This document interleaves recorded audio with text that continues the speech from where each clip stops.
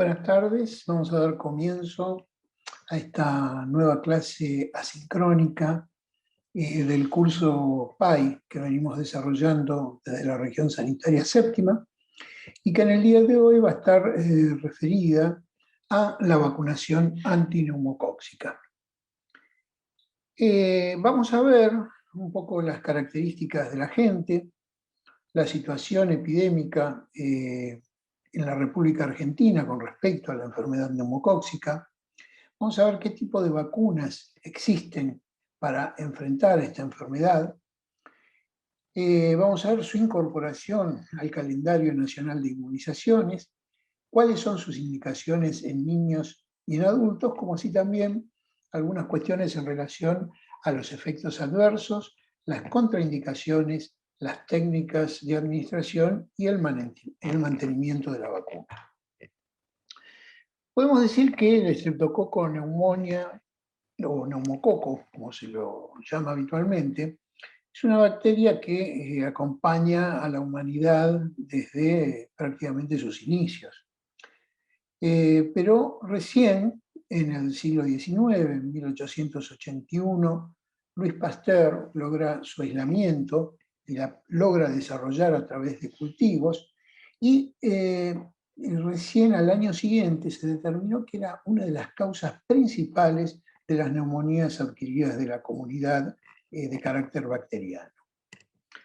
Unos años después, a través de la tinción de Gram, se permitió distinguir las neumonías adquiridas de la comunidad por Streptococcus pneumoniae de otras adquiridas. Ya en el siglo XX, Neufeld demostró a través del hinchamiento que se producía en la cápsula con algunos anticuerpos tipo específicos, permitió la serotipificación del neumococo y que vamos a ver que hay una gran variedad de serotipos de esta misma familia.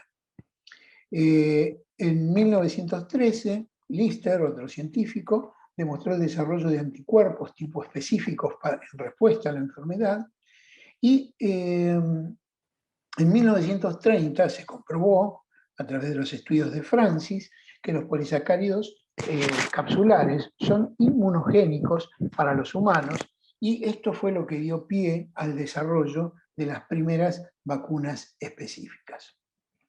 Podemos decir entonces que el Streptococcus pneumoniae es una bacteria de tipo gram negativa que se agrupa como diplococos. Recordemos que los cocos son bacterias que tienen forma redondeada y que al unirse de a dos ya lo llamamos diplococos. Requiere metodología especial para su cultivo. Hasta ahora se conocen 93 serotipos a través de la tipificación capsular de la que hablábamos recién, y por lo menos entre 30 y 40 serotipos participan en infecciones humanas.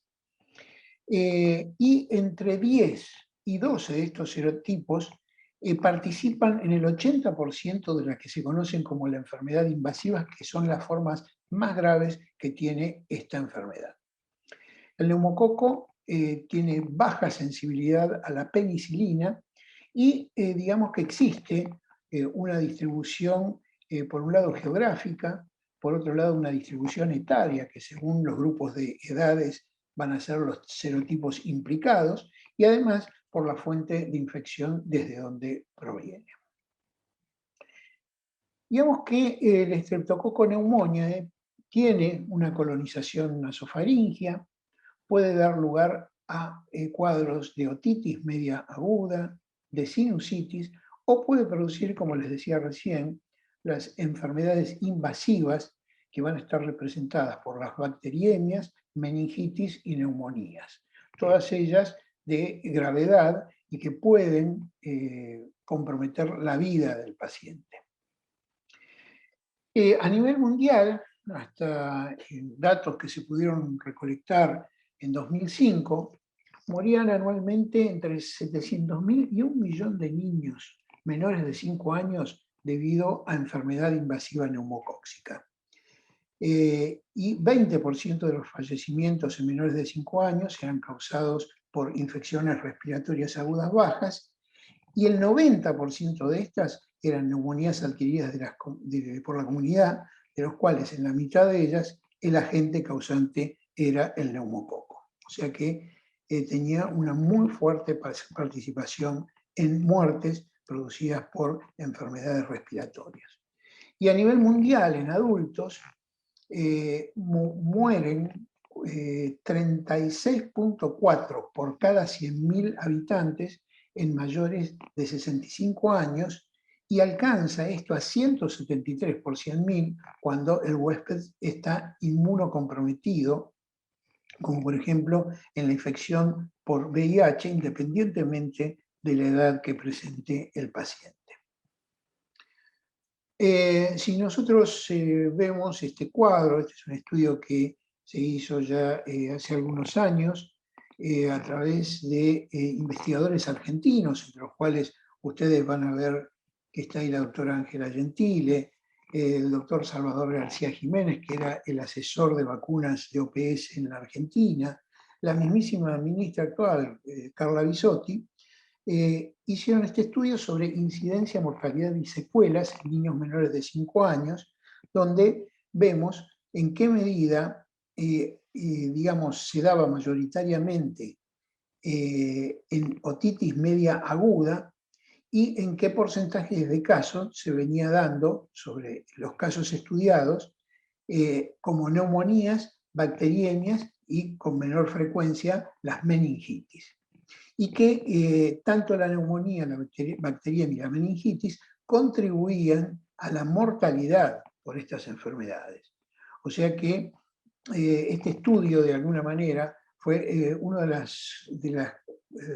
los estudios que dio pie, valga la redundancia, a que se incorporara la vacuna al calendario nacional de vacunaciones. Si vemos en pediatría, vemos que la otitis media aguda, que en un 70% son bacterianas, el neumococo está presente en el 40% de ellas. En la sinusitis, que en un 70% son bacterianas, el neumococo está en un 35%. En las neumonías, el neumococo del 100% participa en un 24%.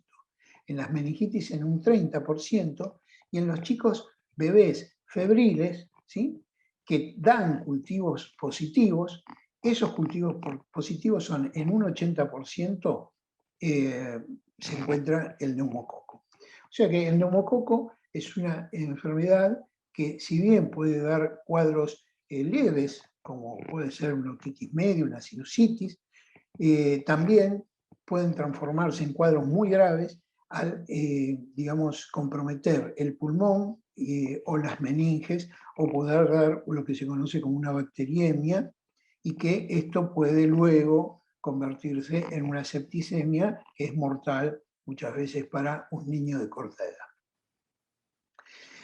Ahora bien, si nosotros vemos en este cuadro y vemos las edades en las que se encuentran presentes las tasas de neumonía, vemos que la enfermedad neumocóxica se encuentra presente en prácticamente los inicios de la vida. Vemos acá cómo preferentemente entre 0 y 4 años se encuentra en sus niveles más altos.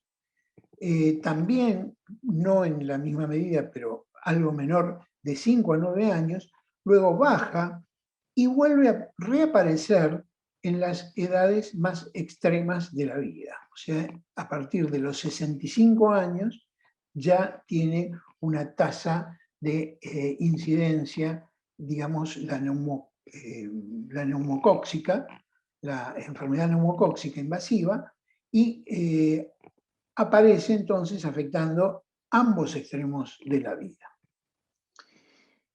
Y acá vemos que cuando afecta a los adultos, en los adultos sanos tiene una tasa de incidencia, pero que esta tasa de incidencia se ve muy sensiblemente incrementada cuando existe una comorbilidad. Aquí vemos, por ejemplo, en la enfermedad pulmonar crónica, en la enfermedad cardíaca crónica y en la diabetes, cómo aumenta su tasa de incidencia en los adultos sanos, en los adultos mayores, perdón. Y cómo, lógicamente, esto implica en sí una mayor mortalidad por neumonía en pacientes con comorbilidades. Si nosotros tratáramos de identificar cuáles son los serotipos, habíamos hablado que existen aproximadamente 93 serotipos, de los cuales entre 30 y 40 son los que pueden generar enfermedad en las personas en general, tanto niñas como adultos. Vemos que en un estudio que se realizó en el año 2009 a través de la Organización Panamericana de la Salud, vemos que del neumococo los serotipos se los nombra con números y en algunos casos con números y letras. Vemos que el serotipo 14 era uno de los de mayores circulación, seguido por el 1, el 5, el 3, el 7F, el 19A, el 6B, el 9B, el 18C y en menores ya proporciones el 19F y el 23F. Estos serotipos, la importancia de la circulación de estos serotipos nos va a hablar de la efectividad que va a tener la vacuna, porque vamos a ver que la vacuna contiene serotipos específicos y que vamos a ver también que estos serotipos van a circular de acuerdo a la edad, al grupo etario del que estemos hablando. Por suerte, para esta enfermedad existen dos tipos de vacunas antineumocóxicas. Por un lado, vamos a tener las llamadas vacunas polisacáridas y por otro lado, las vacunas conjugadas. Vamos a ver que las polisacáridas tienen una respuesta inducida por anticuerpos humorales. ¿Pero qué sucede? Este sistema es inmaduro en los chiquitos menores de 2 años, por lo tanto, no es recomendable, no está indicada en los grupos menores de 2 años, ya que no logra una respuesta inmunitaria eficaz. Las polisacáridas, entonces, sí se van a poder utilizar en aquellos individuos que ya tienen madurez en cuanto a su respuesta humoral y digamos que este tipo de respuesta favorecen la fagocitosis y muerte del estreptococo a través de las células fagocitarias que se estimulan.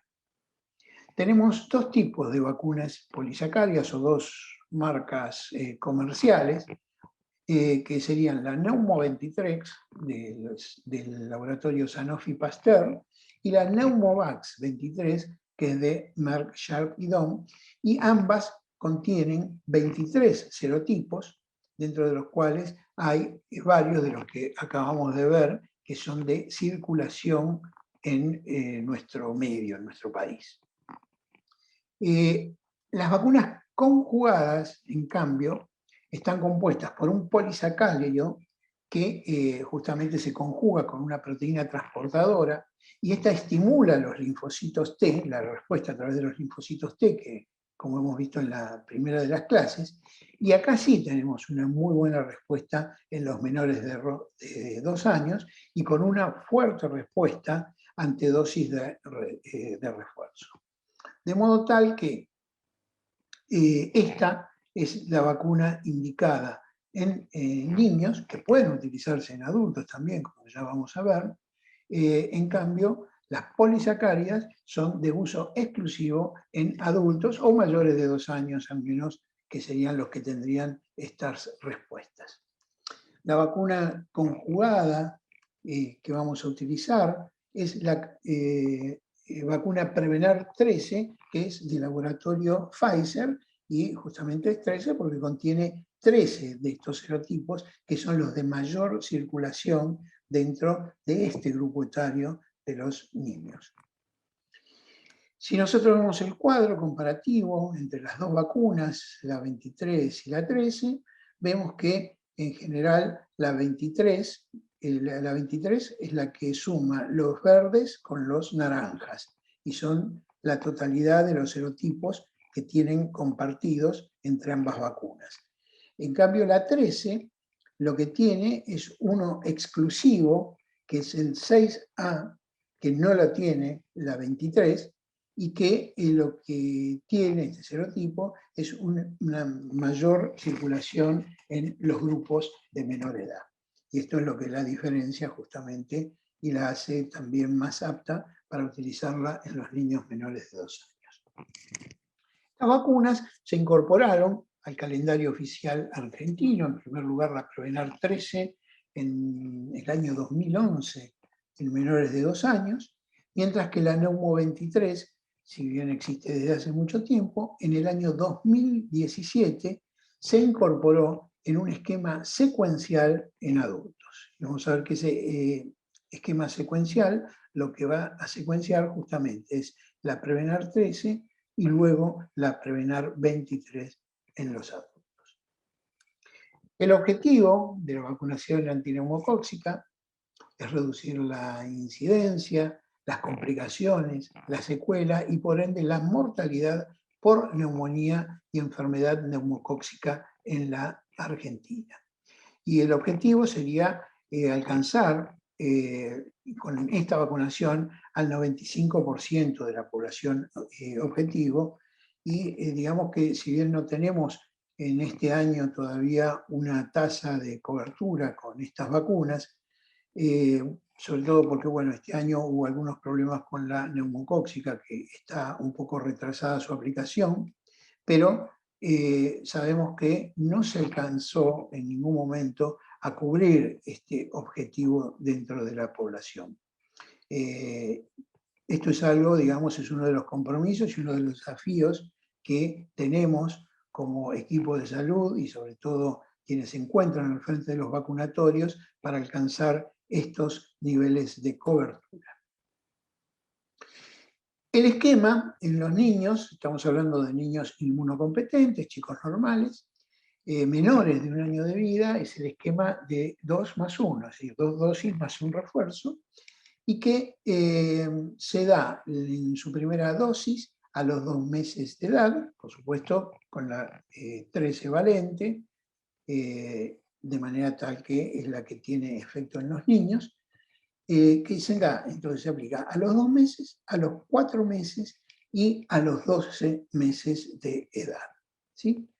Así que este sería el esquema inicial que marca el esquema nacional de inmunizaciones para los chicos inmunocompetentes. En cambio, si el niño tiene un compromiso inmunológico y es menor de 6 meses, va a recibir el esquema de 3 más 1. O sea, va a recibir a los 2, 4, 6 y 12 meses de vida, pero en niños exclusivamente inmunocomprometidos.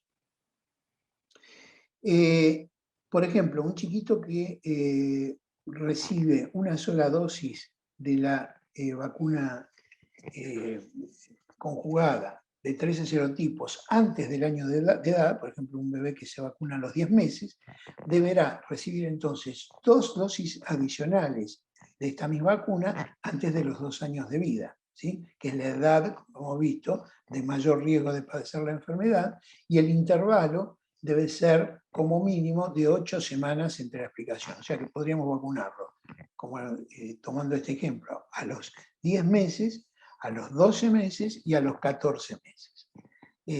Siempre, lógicamente, antes de los 2 años, que es justamente la edad de riesgo. Si los chiquitos fueron vacunados a partir de los 12 meses y recibieron 2 dosis después del primer año de vida, se consideran que están adecuadamente inmunizados. Veamos entonces qué sucede, qué indicaciones tiene en los mayores de 2 años hasta, digamos, la edad adulta, esta vacunación, ya que, digamos, hay indicación para personas que tengan, por un lado, bueno, por supuesto los mayores de 65 años, independientemente de su condición, se vacunan todos. personas entre 5 y 64 años que presenten factores de riesgo para el desarrollo de la enfermedad neumocóxica invasiva. Por ejemplo, inmunocomprometidos, ¿sí?, con inmunodeficiencias, ya sea congénitas o adquiridas, infección por VIH, insuficiencia renal crónica, síndrome nefrótico, leucemia, linfoma y o enfermedad de Hodgkin, enfermedades neoplásicas, inmunodepresión farmacológica, trasplante de algún órgano sólido, el mieloma múltiple, la asplenia funcional o anatómica. Asplenia, digamos, son aquellas personas que han perdido el vaso en cuanto a su función o que anatómicamente, debido a un trauma, hayan perdido el vaso, anemia de células falciformes, implante coclear y fístula de líquido cefalorraquídeo. Y también se consideran aquellos no inmunocomprometidos, como los que vimos recién, pero sí pasibles de ser vacunados, los que padecen cardiopatías crónicas, enfermedad pulmonar crónica, diabetes mellitus, alcoholismo, enfermedad hepática crónica o tabaquismo severo. Es decir, son personas que lógicamente tienen una vulnerabilidad a nivel de su aparato respiratorio. Y también deben vacunarse con esta misma vacuna aquellos que hayan recibido trasplante de células hematopoyéticas. El esquema para los mayores de 65 años que nunca recibieron vacunas contra el neumococo implica que cuando se vacunan, la reciben habitualmente conjuntamente con la vacuna antigripal, reciben la de 13 serotipos a los 65 años y al año siguiente, cuando se vuelven a vacunar, se vacunan con la de 23 serotipos. Esto ya deja una inmunidad muy duradera que va aproximadamente de 5 a 7 años de duración esta inmunidad. Si se tratara de personas de 65 o mayores que recibieron previamente la vacunación con la de 23 serotipos a los 65 años o más, se vacunan a los 12 meses con la de 13 serotipos, ¿sí? Es decir, se invierte la ecuación anterior. Y si alguna persona hubiese recibido la de 23 serotipos antes de los 65 años, al año de haber recibido mínimamente esta vacuna de 23 serotipos, se la vacuna con los 13 a partir de los 65 años, con la de 13 serotipos, y al año con la de 23 serotipos, como siguiendo el mismo esquema que en el primer caso, como si recibiese por primera vez este esquema. Entonces, la idea es que dentro de la población objetivo de los inmunocomprometidos van a recibir una primera dosis, entonces, independientemente de la edad, por supuesto, de la de 13 serotipos, una segunda dosis a las 8 semanas de la vacunación de 13 serotipos, de la de 23 serotipos, la Neumo 23, luego un primer refuerzo de la Neumo 23 a los 5 años de la dosis anterior y un segundo refuerzo a los 65 años de edad, cuando alcancen esa edad.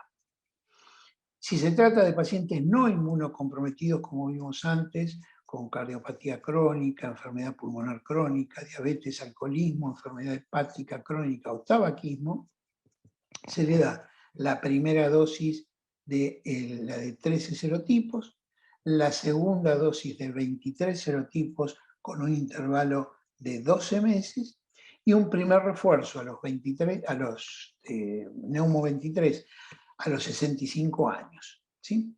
Respetando, como dijimos antes, ese intervalo mínimo, que es la duración que da la inmunidad por esta vacuna, de 5 años, como mínimo, de la dosis anterior.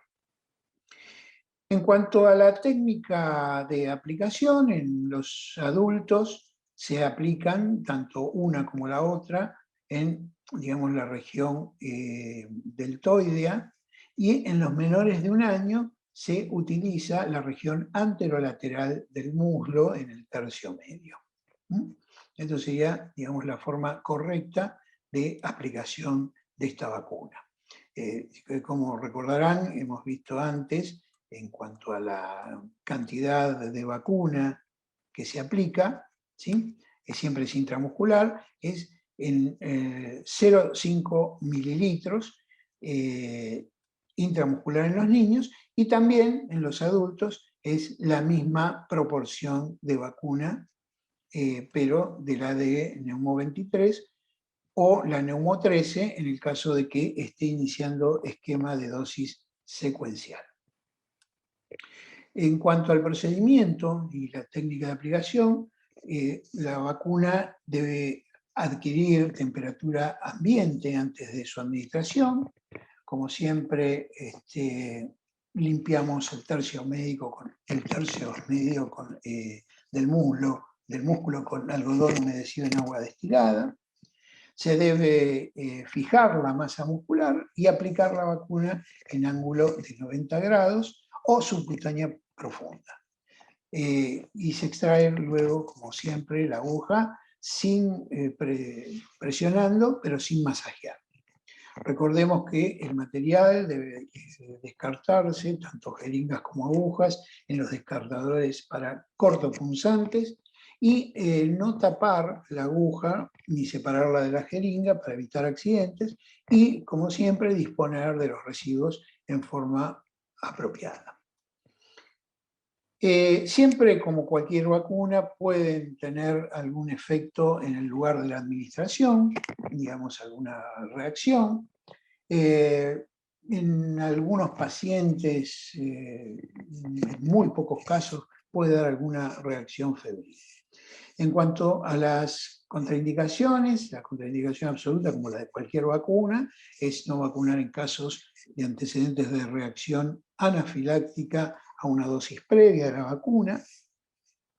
Se debe tener precauciones cuando el paciente está cursando una enfermedad grave con fiebre. En este caso se espera y se cita para vacunar al más corto plazo posible. En el embarazo y lactancia, digamos, debería estar evaluada por un profesional médico la oportunidad y la necesidad de aplicarla tanto en embarazo y lactancia. Y, digamos, es una vacuna que puede administrarse simultáneamente con otros agentes inmunizantes, por supuesto que en sitios de inoculación distintos, no se pueden mezclar en la misma jeringa, y como todos sabemos, la vamos a administrar por lo general en los pacientes mayores de 65 años, conjuntamente con la vacuna antigripal. La anafilaxia es muy rara, puede haber una reacción de 1 a 10 en 1.000.000 de dosis aplicadas, y se puede presentar dentro de la primera hora post-vacunación. Bueno, se trata siempre por vía intramuscular con adrenalina. En esto creo que ya estarán teniendo una clase de tratamiento de la anafilaxia que iba a preparar la licenciada Celeste Colombo, así que este tema va a merecer un capítulo exclusivo. En cuanto a la seguridad de la vacuna, recordemos que siempre, y esto es para tenerlo en cuenta en todas las vacunaciones, y lo vamos a recordar cada vez que hablemos de alguna vacuna, es importante leer atentamente el prospecto de la vacuna que vamos a aplicar, verificar el sitio indicado de la inyección y la vía de administración de cada vacuna. Debemos revisar la fecha de vencimiento que puede tener esa vacuna, conservar la cadena de frío. Ya sabemos que para esto no debemos guardar la vacuna con otros medicamentos u otros elementos o sustancias ajenas dentro de la heladera. Utilizar todos los insumos adecuados para la vacunación.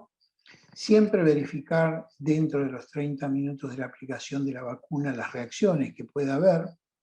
No mezclar las vacunas en una misma jeringa, lo que dijimos recién. Informar a los pacientes los efectos posibles que pueden tener después de la vacunación.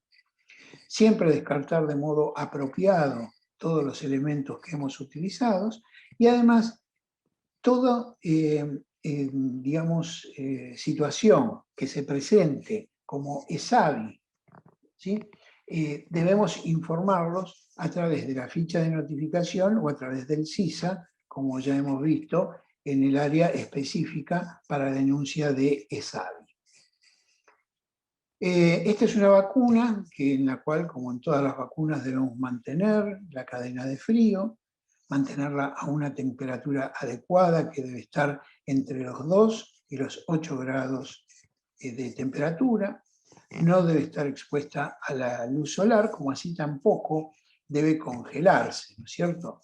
No debe tener escarcha por encima y sobre todo cuando salimos a hacer campaña alejados de la heladera, debemos considerar que a veces cuando ponemos paquetes fríos podemos exponer las vacunas a temperaturas inferiores a 2 grados y esto no es adecuado.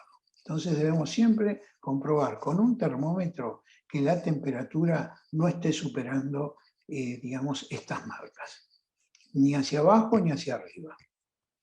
El termo, cuando se hace algún tipo de vacunación fuera del ámbito del vacunatorio, debe estar a la sombra, en un lugar fresco, y al terminar la jornada, siempre recordar que debemos vaciar, lavar y secar el termo. También recordemos siempre que debemos registrar la vacuna aplicada.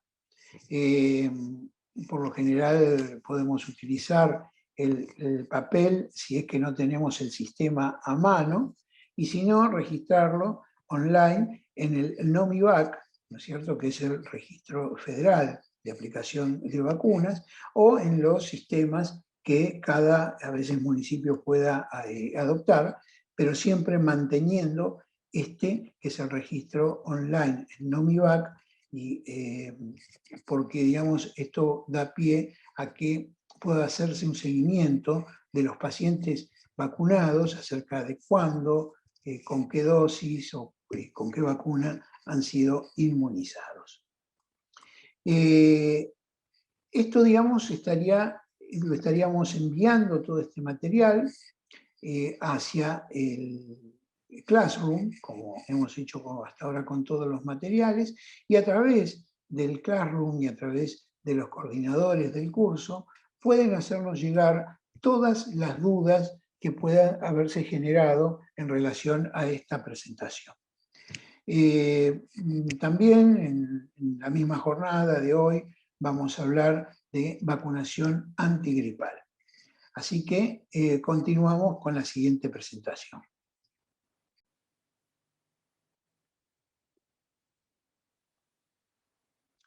Bien, continuando con la segunda parte de este encuentro asincrónico, vamos a hablar ahora de lo que es la vacunación antigripal. Para ello, recordemos que la vacuna antigripal fue incorporada al calendario nacional por resolución 35 del año 2011 del Ministerio de Salud, y justamente a partir de ese año se incorporó dentro del esquema nacional de vacunación obligatorio de nuestro país. Bueno, todos recordamos lo que sucedió allá por el año 2009, cuando tuvimos esta pandemia por la gripe H1N1, y que, bueno, en una menor proporción de lo que sucede hoy con el COVID-19, pero también con un fuerte impacto en cuanto al cobro de vidas, también por aquel entonces, la gripe, en este caso el H1N1, digamos que tuvo un alto impacto, y esto motivó que ya en el año 2010 se conociese la vacuna y en el año 2011 se le incorporara al esquema habitual.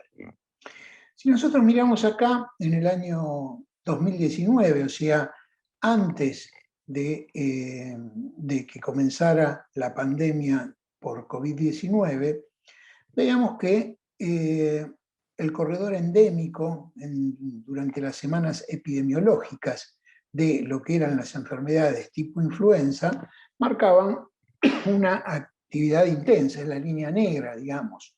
Los otros son, digamos, otros corredores históricos de los 5 años anteriores, entre el 2013 y el 2017, que mostraron, digamos, la prevalencia de enfermedades tipo influenza.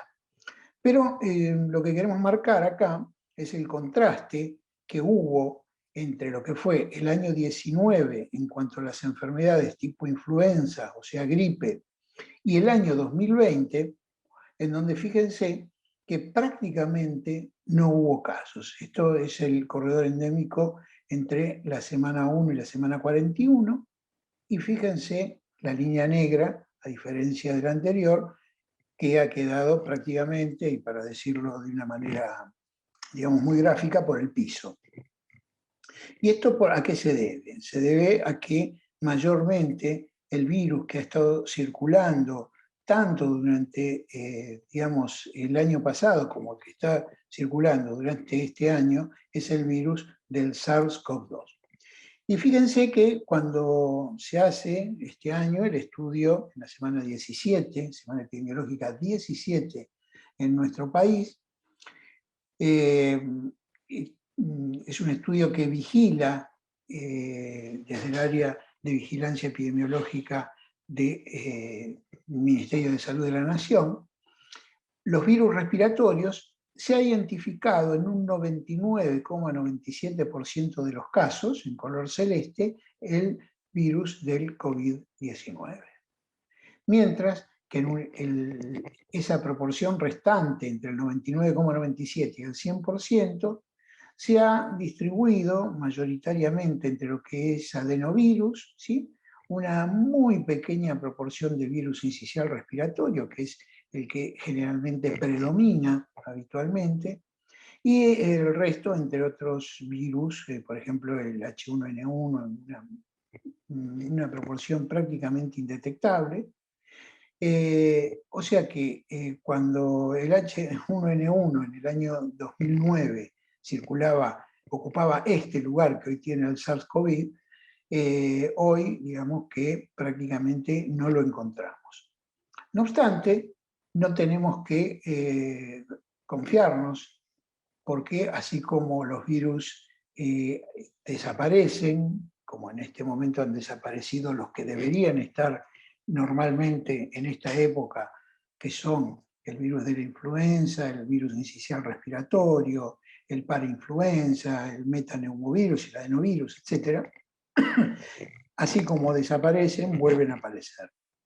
Y tenemos la gran ventaja de contar con una vacuna que previene muy eficazmente esta circulación viral. Los ingredientes activos de la vacuna antigripal son antígenos de superficies del virus de la gripe, que están dados por una hemaglutinina y una neuraminidasa, que se cultivan en huevos fertilizados de gallinas y se inactivan con formaldehído.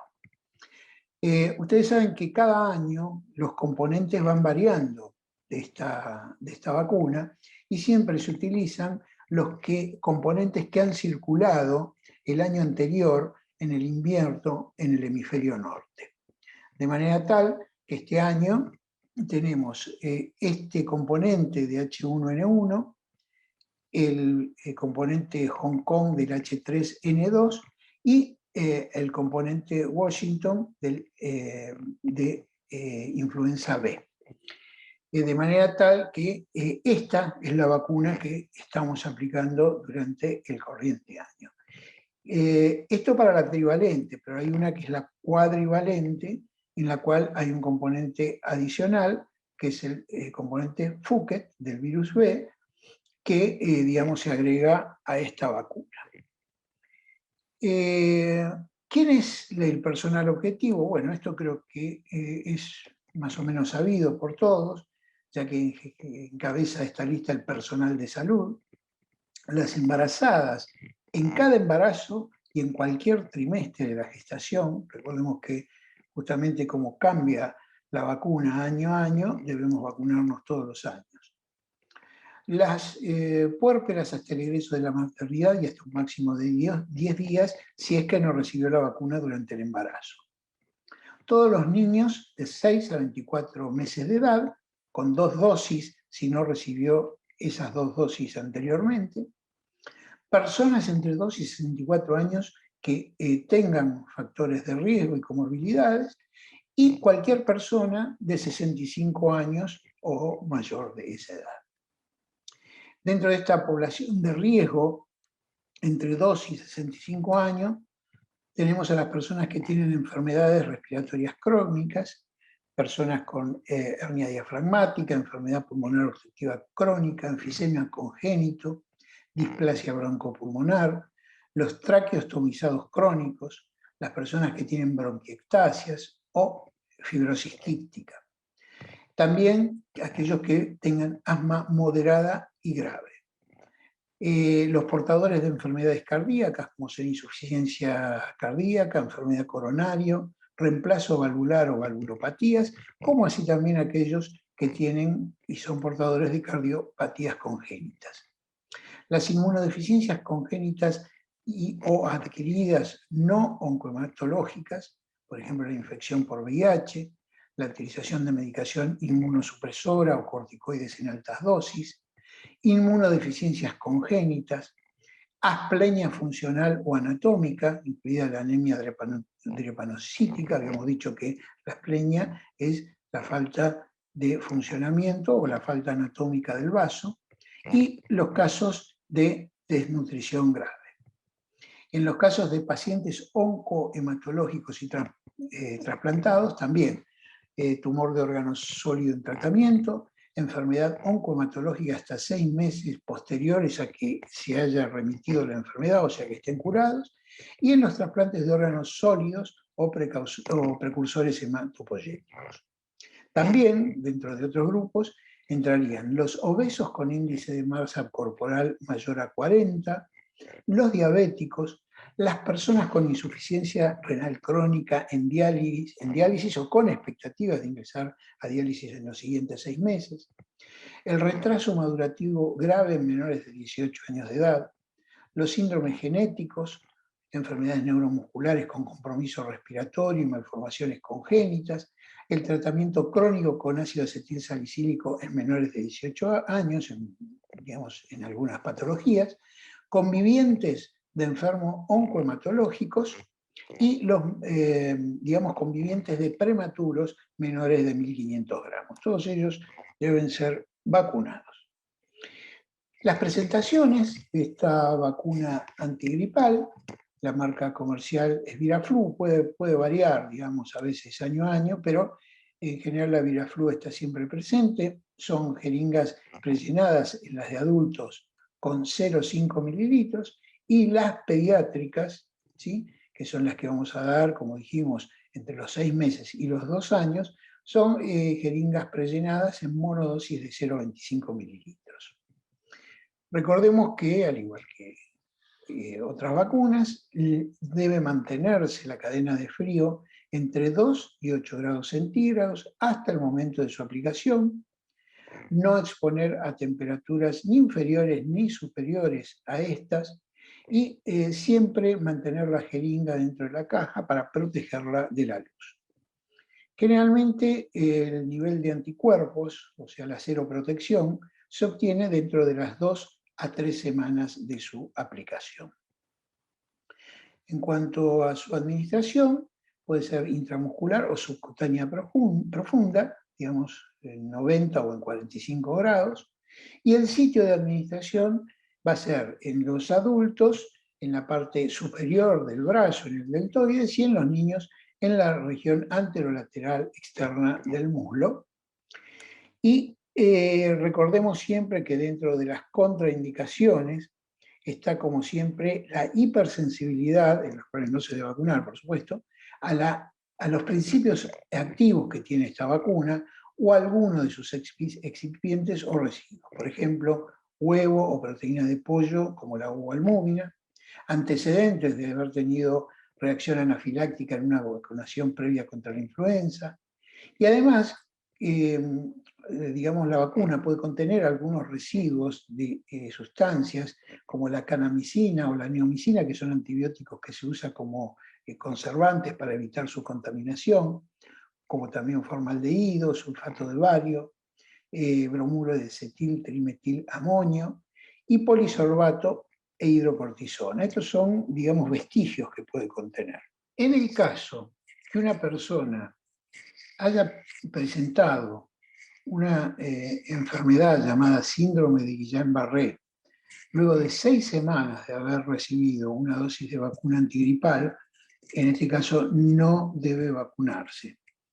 Pero, por otro lado, si alguien tuvo síndrome de Guillain-Barré por alguna otra causa, no es contraindicación. O sea, es solo contraindicación de vacunación si el síndrome de Guillain-Barré fue a causa de una vacunación antigripal. En ese caso, no se vacuna. En cuanto a las falsas contraindicaciones para aplicar la vacuna, o sea que, digamos, en estos casos debe aplicarse la vacuna, porque aparecen como falsas contraindicaciones, tenemos el conviviente de paciente inmunosuprimido, la infección por el virus de la inmunodeficiencia humana, el VIH, si en estos casos se aplica la vacuna. Si alguien tiene intolerancia al huevo, antecedente de reacción alérgica no anafiláctica al huevo, puede vacunarse también. Si está en tratamiento con antibióticos o convaleciente de enfermedad leve, también debe aplicarse. Generalmente el tratamiento con antibióticos no son los antibióticos que mencionamos anteriormente. Y si está en tratamiento con corticoides, también puede vacunarse, como también en alguna enfermedad aguda benigna, un resfrío, una rinitis, un catarro, tos, diarrea, y por supuesto el embarazo y las lactancias. En estos casos, en todos estos casos, la vacuna se aplica igual y vamos a evitar de esta manera, digamos, una oportunidad perdida de vacunación. ¿Qué reacciones adversas pueden aparecer? Bueno, los ensayos clínicos, lo que se ha observado fue que se puede presentar dolor de cabeza, sudoración, dolor de cuerpo, digamos, muscular y de articulaciones, fiebre, malestar, escalofríos, alguna reacción local como enrojecimiento, tumefacción, dolor, equimosis, induración, y que desaparecen, digamos, en 1 o 2 días prácticamente sin necesidad de ningún tipo de tratamiento. Bien, ¿cómo la vamos a aplicar a esta vacuna? Bueno, en el personal de salud, una única dosis anual de 0,5 mililitros, en las embarazadas del mismo modo, 0,5 mililitros en cualquier momento de la gestación. En las puérperas se puede aplicar una dosis de 0,5 mililitros, ¿sí? Hasta 10 días máximo de regreso de la maternidad, si es que no han sido vacunadas durante el embarazo. Niños de 6 a 24 meses inclusive, a ellos se le aplica las 2 dosis de 0,25 mililitros de vacuna antigripal, siempre y cuando no hubiesen recibido anteriormente estas 2 dosis de vacuna, digamos, en el año anterior. Si no, se vacuna con una sola de 0,25 mililitros. En el caso de niños y niñas mayores, entre 36 meses a 8 años inclusive, con factores de riesgo, se le aplican 2 dosis ya de 0,5 mililitros de vacuna antigripal, y si recibieron 2 dosis anteriormente, se les aplica solamente una. En el caso de los niños y adultos de 9 años a 64 con factores de riesgo, es una única dosis de 0,5 mililitros de vacuna antigripal, del mismo modo que es lo que se aplica en los adultos mayores o igual a 65 años, digamos, con o sin factores de riesgo. Recordemos que esta vacuna se puede aplicar, digamos, conjuntamente con la vacuna antineumocóxica, siempre y cuando no las combinemos, no las mezclemos como dijimos anteriormente. Con respecto a la vacunación antigripal y la vacunación COVID, actualmente, por ahora, la indicación es espaciar la vacunación de COVID durante 14 días con cualquier otra vacuna. Esta es la indicación que ha dado el Ministerio de Salud por el momento. Se están realizando estudios para ver si a futuro existe alguna compatibilidad con la vacunación antigripal, pero y la del COVID, pero actualmente la indicación es espaciarla 14 días una de la otra. Recordemos que es importante la vía de notificación a través del papel, si no es que tenemos cercano, como dijimos en el caso de la vacuna antineumocóxica, el sistema Nomivac Online, el registro a través de sistemas provinciales o municipales específicos, y también en el CISA, en el módulo agrupado de vacunación. También recordemos que si sucediesen cosas que están más allá, digamos, de los efectos adversos que describimos anteriormente que pueden aparecer, los ESAVI que puedan aparecer, debemos también comunicarlos a través de la planilla correspondiente o a través del CISA directamente en comunicación de ESAVI, donde nos van a pedir todos los datos tanto del paciente como de la vacunación, como del efecto que pudo haber producido. Bien, del mismo modo que dijimos antes para la vacuna antineumocóxica, digamos que esta presentación también va a estar disponible en el Classroom del curso, y también a través de las coordinadoras del curso pueden hacernos llegar todas las consultas referidas a esta presentación. De modo que muchas gracias por su atención.